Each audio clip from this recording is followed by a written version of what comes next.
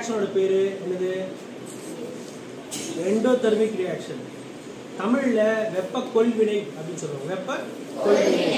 இதுவே சூடா இருந்தா வெப்ப உமிழ்வினை.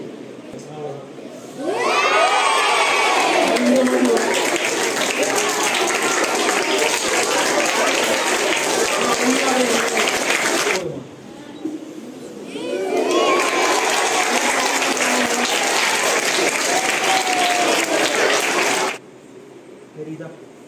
இப்போ நீங்கள் ஒரு டச் பண்ணுங்க. இந்த ஒரு விரல் வைக்கணும். ரெண்டு கை வைங்க.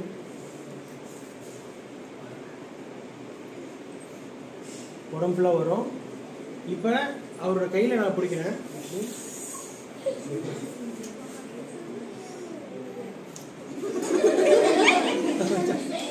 Okay right.